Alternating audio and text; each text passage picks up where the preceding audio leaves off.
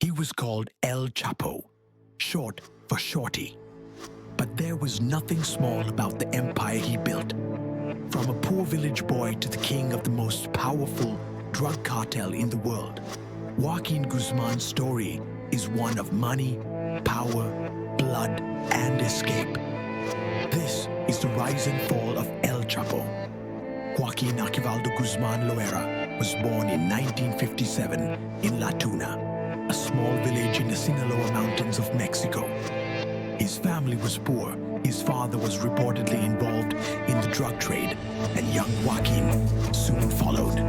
By his teens, he had dropped out of school and started growing marijuana and opium poppy, the beginnings of his criminal path.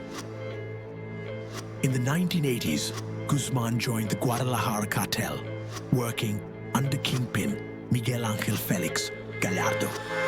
El Chapo managed logistics, ensuring drugs moved fast and efficiently.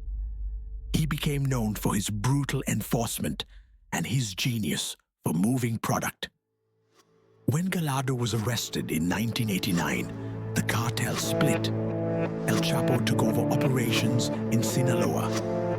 This marked the birth of the Sinaloa Cartel, which would grow into a drug empire. The Sinaloa Cartel became one of the most powerful criminal organizations in the world. They smuggled tons of cocaine, heroin, methamphetamine, and marijuana into the United States and Europe using tunnels, speedboats, submarines, and even drones. El Chapo was feared and respected. He paid off officials, eliminated rivals, and built an empire that made billions. But with power came enemies and attention. In 1993, El Chapo was captured in Guatemala and extradited to Mexico.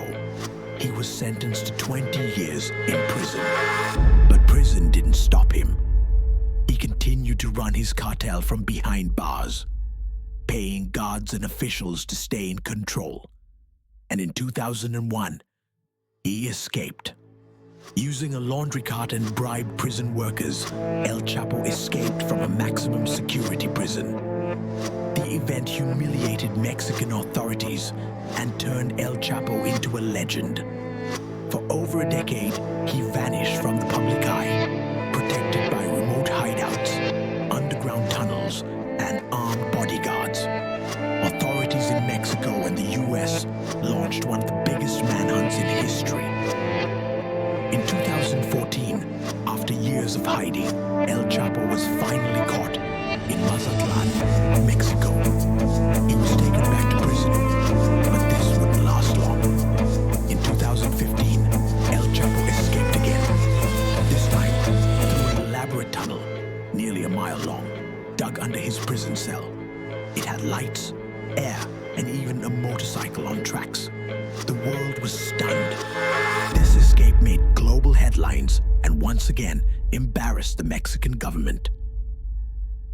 In 2016, El Chapo was finally recaptured after a dramatic shootout in Los Mochis. He was later extradited to the United States in 2017 to face federal charges for drug trafficking, murder, and money laundering. In 2019, El Chapo was found guilty on all counts and sentenced to life in prison, plus 30 years. He now serves time in ADX Florence in Colorado, the most secure prison in America.